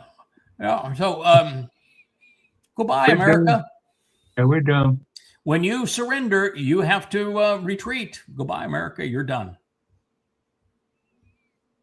That's stunning. Number 4 is absolutely stunning, that the U.S. is conceding control of the Strait of Hormuz to Iran, removing its blockade, removing its entire military force from the area, and that Iran remains in control without any language whatsoever about fees or taxes or tolls or nothing. Sounds like Versailles. Oh my God. Yeah, it does. Sounds like Versailles. Number 5, Iran will immediately take steps. By the way, we're doing something that Trump is incapable of doing. Speaking correctly. Reading the document. We're reading the document. Yes. I've spent 25 years of my life recognizing that words matter. 5, Iran will immediately take steps to ensure that the movement of merchant ships from the Persian Gulf to the Sea of Oman and vice versa is resumed within 30 days to the pre-war volume, taking into account the need for the removal of technical obstacles and the neutralization of mines. Who is going to be responsible for the movement of ships through the Persian Gulf? What was that country that is now responsible for doing that? Pardon? It might be Iran. It doesn't say Saudi Arabia there, does it? Doesn't say Qatar there. It doesn't say UAE there, does it? Doesn't say Kuwait, and doesn't say the U.S. or any U.S. ally. It doesn't say Israel. It says Iran is going to manage the Strait of Hormuz. Total capitulation of Donald Trump. This is a surrender document. Good. Yeah, but it gets worse. Number 6, together with regional partners, the U.S., that would be the United States, right? Will create a comprehensive plan to rehabilitate and assist in the economic development of Iran. It will also ensure financing. The U.S. will also ensure financing of at least $300 billion. Yeah, we don't care where you get the money, guys. Yeah, it says Trump says that number's not. I'm pretty much sure that's what that says there. I learned to read in the 2nd grade. I'm quasi-literate. Yeah, man. It's talking about the U.S. will create the comprehensive plan to rehabilitate and assist in the economic development of Iran. That's what happens if you surrender, if you destroy a country and you lose the war. And this is Versailles, as you said. This is Versailles. This is why World War III, while World War II happened, this is Versailles. And the United States will ensure, guarantee, fund the financing of at least $300 million. The implementation mechanism of this plan, as part of the final agreement, will be formulated within 60 days. The implementation of this plan, but the funding of it is immediate. The U.S. is committing to a $300,000 fund, and the U.S. providing the money, and then humiliating the Arab fiefdoms around Iran to make them participate in the orchestration of that $300 billion inside of Iran, so that Iran can humiliate the Arab fiefdoms while robbing the United States of $300 billion. Do you see anything in this that says the Iranians must do A, B, C, or D? Not at all. They have to remove some mines. Contingent on anything. Well, no, that's the earlier point. Oh, okay. All right. Not this one. But for this fund, is this fund contingent on anything from Iran? No. They made one big mistake, though. What's They're that? asking for dollars. They should ask for gold. Well, they should have asked. Yes. Okay. Well, that's probably true. So the U.S. is on the hook to create a comprehensive plan and then ensure the financing of $300 billion. The only thing that is to be worked out is the implementation mechanism of the plan, not the amount of the plan, not how much Israel has to, the United States has to contribute to it. Just the implementation mechanism is all that has to be worked out. Mm-hmm. Yeah, at least is on the hook for $300 million. At the minimum, at least, without anything coming from Iran as a result of it. Number 7, the U.S. will commit to ending all types of sanctions currently facing Iran, including resolutions with the United Nations Security Council, the Board of Governors of the International Atomic Energy Agency, and all unilateral U.S. sanctions, both primary and secondary. The U.S. is committed. Committed is a pretty strong word. Mm-hmm. To ending all types of sanctions. Now imagine that. Iran has survived on selling oil to the likes of China at sharply discounted rates because of U.S. sanctions. And now all U.S. sanctions have to be removed. And Iran was able to develop its nuclear program by inventing its own centrifuges. And they developed their own drone program and missile program by developing their own components, although they had some Chinese help along the way. And now there will be no sanctions on Iran. Can you imagine the weaponry they can develop without any sanctions? And all of that money, Mm. It's no wonder why the prophets say that it's Iran that is the source of the jihadists and the great Alaska flood 2.0 that will be taking place over the next 7 years. It's all from Iran. No kidding. Yeah, and no wonder why this 18th chapter of Yeshaya condemns the United States for aiding and abetting the destruction of Israel. The United States is funding the great jihad that will take place from Iran to Israel. Number 8, Iran, this is the first thing that Iran has committed to do. That isn't what Iran wants to do, which is to control the strait. This is the first thing that is from Iran. This is the one place that they are capitulating. But let's read the words very clearly. Iran reiterates. Now, reiterates is important because what he's trying to say is, you didn't even win this point. We have consistently reiterated that we're not building a bomb. Mm-hmm. So what they're saying is, this takes us right back to where we were before the war. So every one of these points is a surrender to Iran, and this point that you want so badly takes us back to where we were before you attacked us. Iran reiterates that it will never produce nuclear weapons. With the fate of enriched material and all other mutually agreed nuclear-related issues, including Iran's nuclear needs, being addressed in a final agreement. Now, does it say here that Iran can't accept a nuclear bomb from North Korea? We're in the print. Or from Russia? Or from China? I think they already did. Mm-hmm.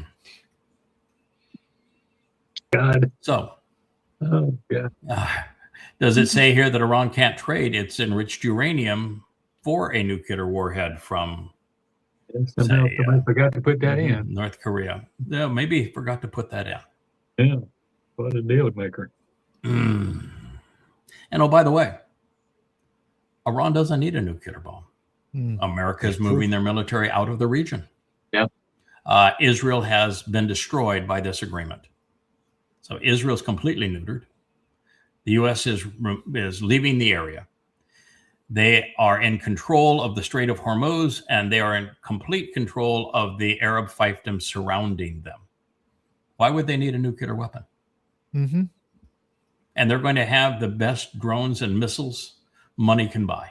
And they're going to have a 4 million man army capable of destroying Israel or killing Jews. They want to capture Israel. Why would they need a nuclear bomb? They have no value to have one. So they can easily say, we won't develop one. Mm-hmm. And Trump can have his win. And Israel is destroyed. And the region comes under Iranian control. Number 9, pending a follow agreement. Now, this is the only one that's pending. This says pending. Well, there is the negotiation of what's going to happen on the fate of Iran's enriched material and all other Iranian nuclear needs is going to be discussed later, after all the money has changed hands and that sort of thing. And Israel has been isolated and demonized and controlled. But this is now the first thing that is pending. Okay, all of this other is done. Pending a final agreement, they will maintain the status quo.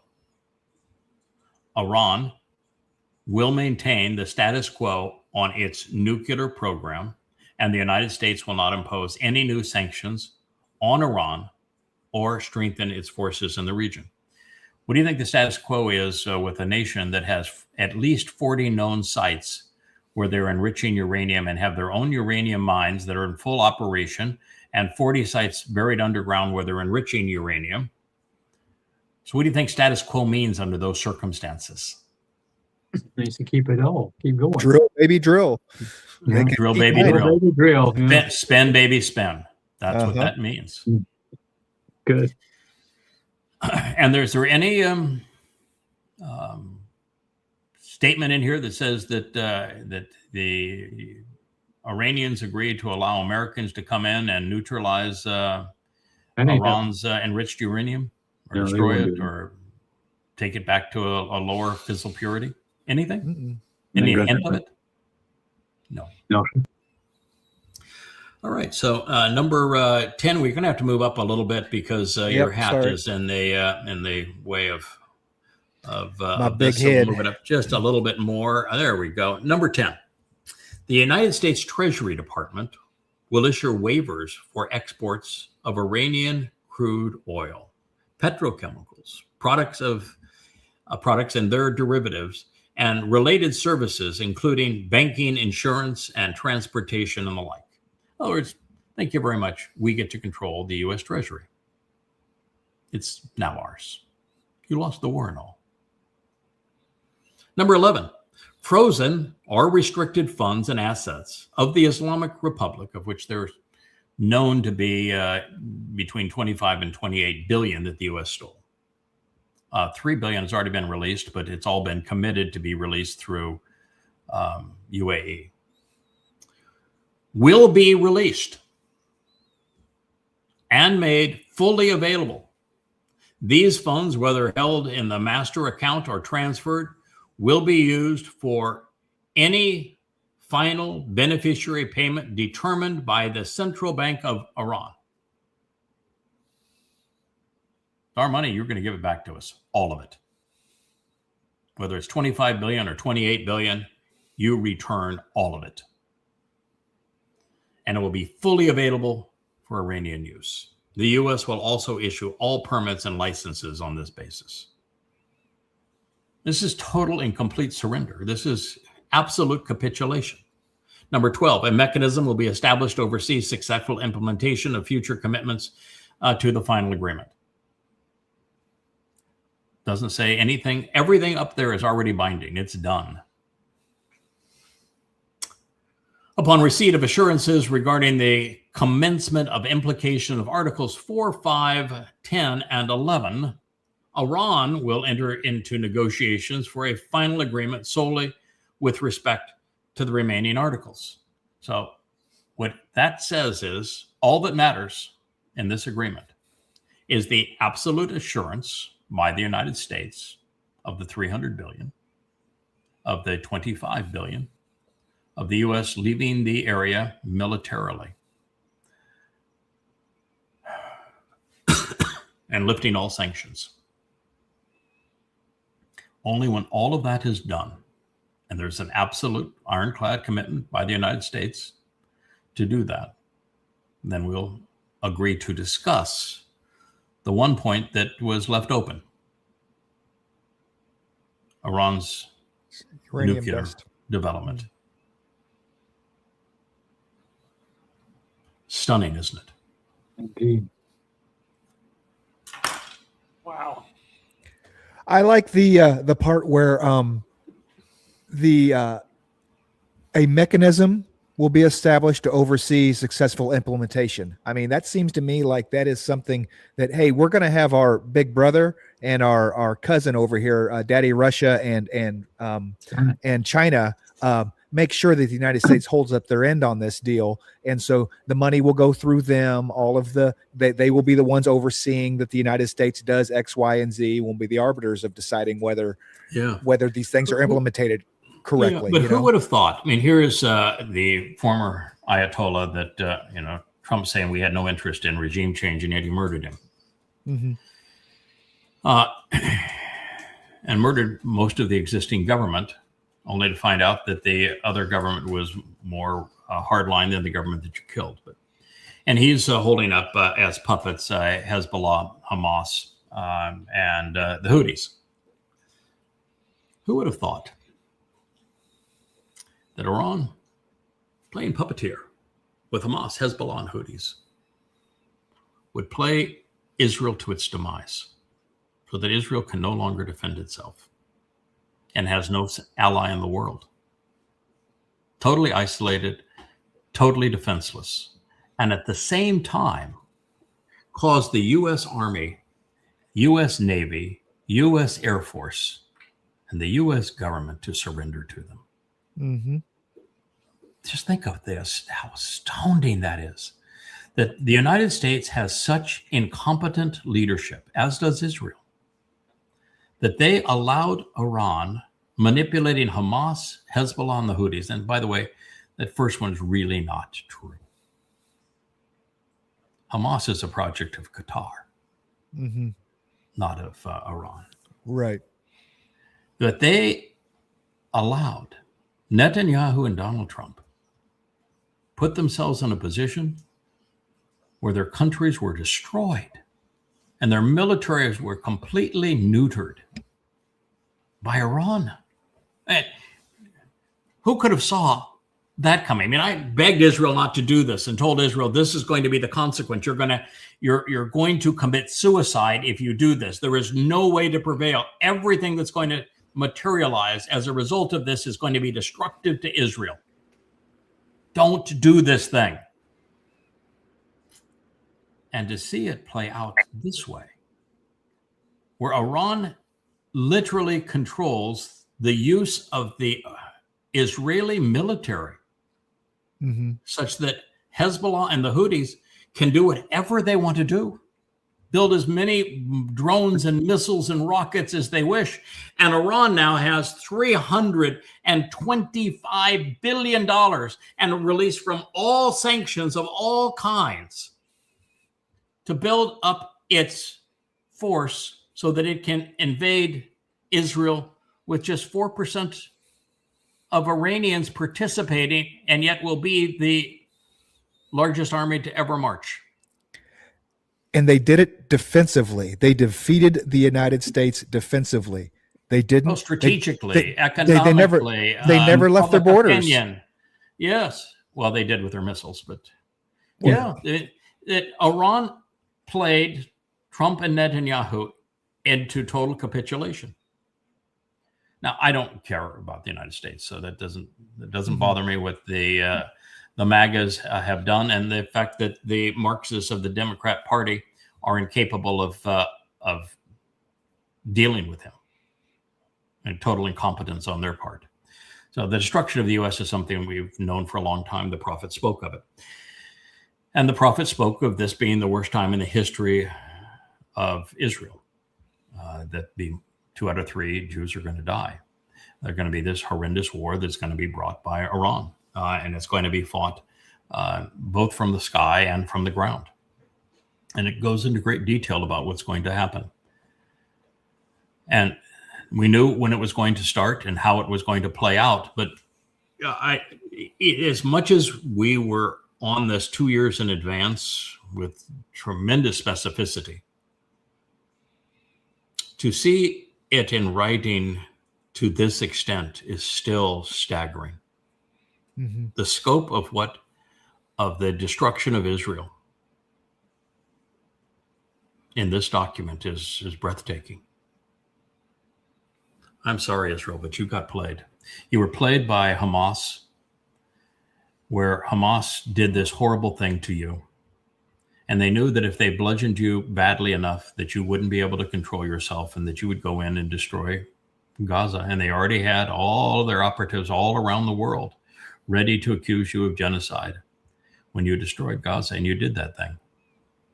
And it doesn't matter that the population of Gaza actually increased, or that you're not an apartheid state, you're not a colonializer, and that the Fakistanians don't exist. It's all a lie. You played right into their hands. And so doing, you isolated yourself from the world, became the most hated nation on earth. You did this to yourselves, and then you got played by the Iranians, such that your military is neutered, such that you're completely isolated. You did this to yourselves, Israel. There is only one hope, Israel, and I have been delivering this message to you now for 2 years as it relates to this particular set of circumstances. I've been delivering this message to you for 25 years now. And there is one option for you. Return to Yahweh. This is the most recent book that I've published. It's called The Time of Trouble. It takes you through exactly what's going to happen over the next 7 years. This is the Time of Trouble. It started on September 22nd of this year, of May 22nd of this year on Shavuot. It will last 7 years and 4 months. It will conclude on Teruah, a day that you don't even recognize, September 23rd and 24th of 2033, which is year 6000 Yah. Maimonides lied to you about that one too. He lied to you about Rosh Hashanah as well. He lied to you about who the red heifer is. He lied to you about the Nakar. But I'm not. I'm going to tell you what your prophets had to tell you and why you need to have listened, because you're in a really terrible position. 2 out of every 3 Jews are going to die over the next 7 years. Israel is going to be all but destroyed. You're going to have 2 people that stand up for you. And I'm one of the 2. And you're not listening to me now. And by the time you get a remnant that does listen to me, most of you are going to be dead. The answer is Yahweh. It all starts with you having erased his name from your name, from your country, estranging yourself from him and pretending that there's a Hashem out there that likes you. No, Yahweh despises you. And he loves you at the same time. He loves you for what you could be. He despises you for what you are. And you did this to yourselves. You're the ones who erased his name. You're the ones who overwrote his Torah with your Talmud. You're the ones who chose Judaism and Jew over Yehud and Bereth. You did this to yourselves. You've been obnoxious. And now the game is over. And I don't know what it would take to wake you up other than what I've just read. But your government just played you for fools and committed suicide. That's where we are. Mm-hmm. Yeah, they're obviously floundering. I mean, they're with all the opposition coming out against Netanyahu very vocally. You know, they're floundering. They need to. Israel doesn't have a replacement. You listen to all of the other voices. They want to be belligerent too. That we're an independent country. We're not a vassal.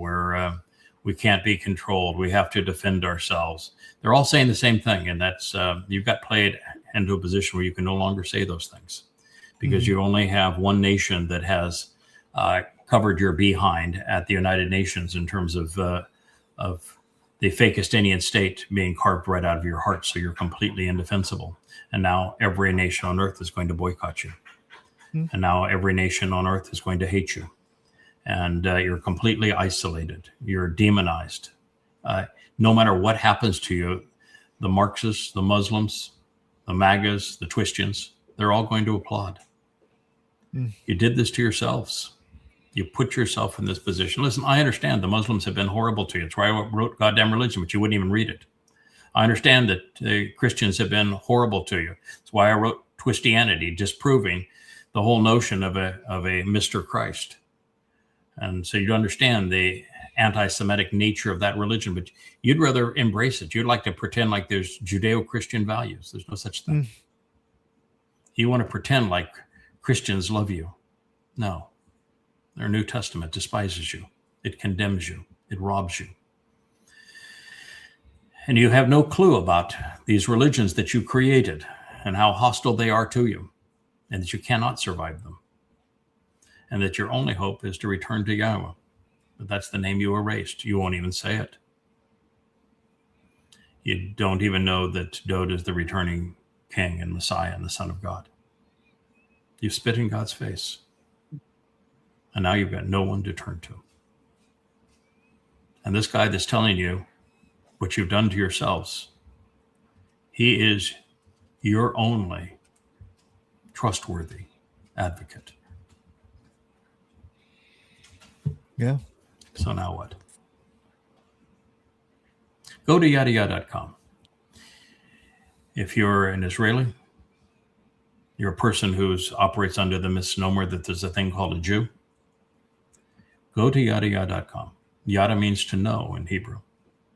Yahweh is the familial form of Yahweh's name. You can also go to yadayahweh.com, which is the proper pronunciation of Yahweh's name.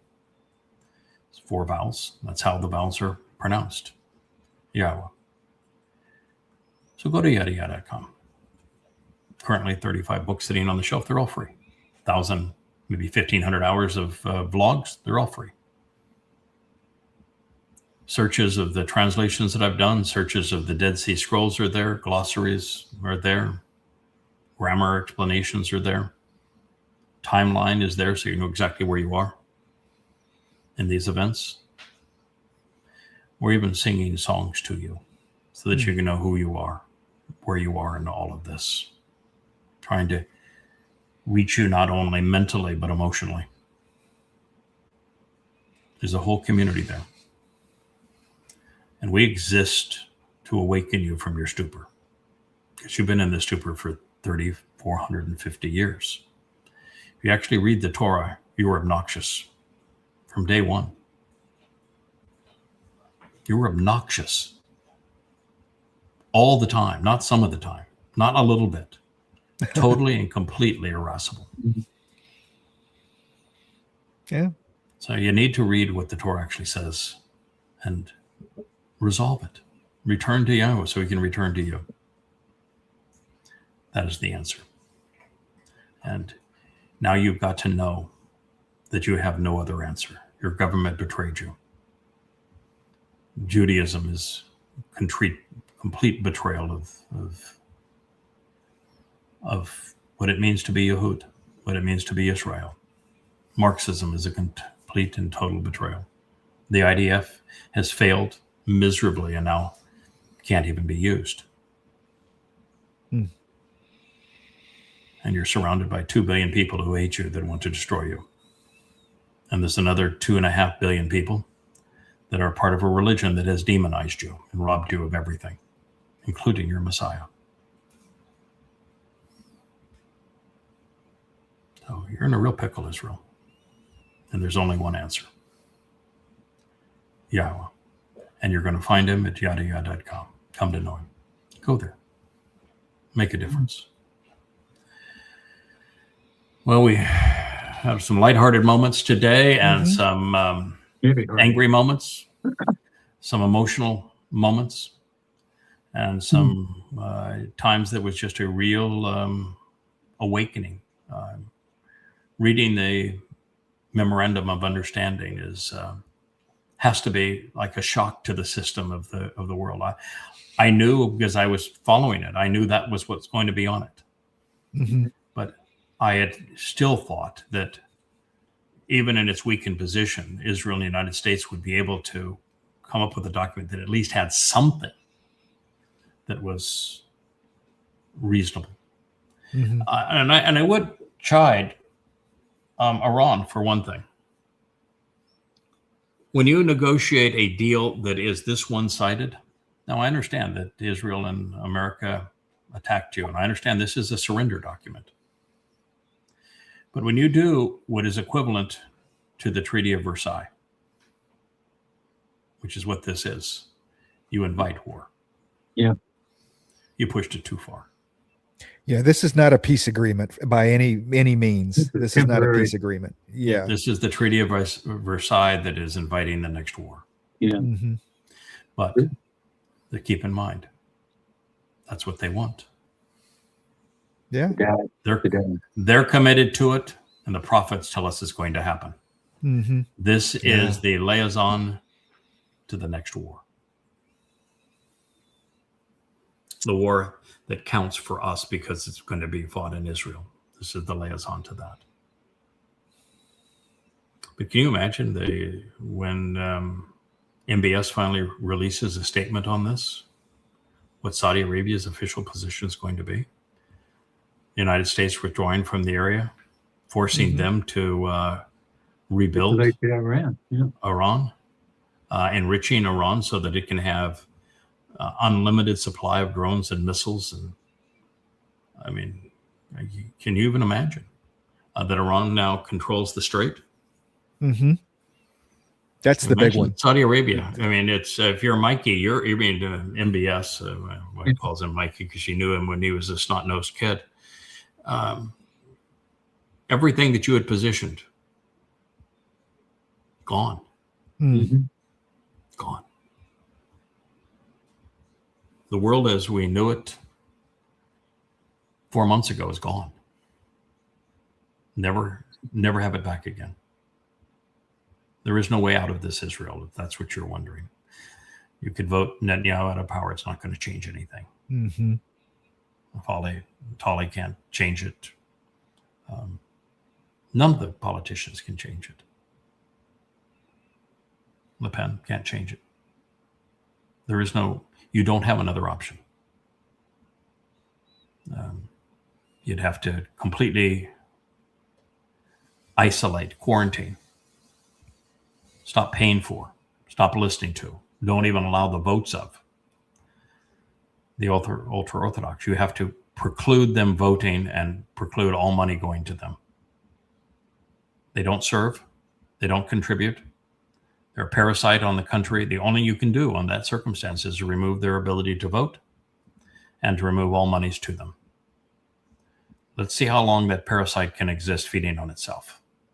And then you have to get rid of this government. And you don't have a government to go to. And you've got a parliamentary system, which is a government of bribes. And you have no constitution. You don't have a way to settle disputes. And you're a nation that's a house of cards that's divided. And the Marxists in Tel Aviv would rather march and celebrate their sexual peculiarity. That isn't going to help either. And the Marxist Jews in America would just as soon spit at Israel as they would support Israel. And without Israel, we're going right back to another Holocaust. Nowhere to go. Nowhere to go. So that's where we are. Brings me no pleasure in saying it, but the fact is I told you so. And I've been telling you so for the last 25 years. Same message. At some point, you're going to start listening.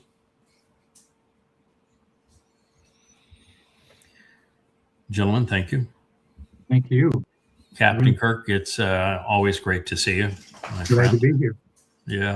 Very much. Kirk and I have been friends for 20 some odd years. Yeah. A meaningless part of my life because I'm 6,000 years old, but well, I came with the good part at the end. Otherwise, from this life, I've known you ever since this life had any meaning. So that's a long time. Kevin, always thank you for doing this. I know it's a sober message. I'm glad you were prepared. You knew exactly what we're going to cover and contributed to it. And I thank you for that. And thank you, Rich, for producing this program. We'll be with you later this afternoon, hopefully from the Ocean Studio, but if not, from the Rainbow Studio. And we'll continue with our series on the luminaries. Thank you for listening. Good day. Hey there, thanks for tuning in. That was Fetch. Gotta run now. Catch y'all on our next podcast.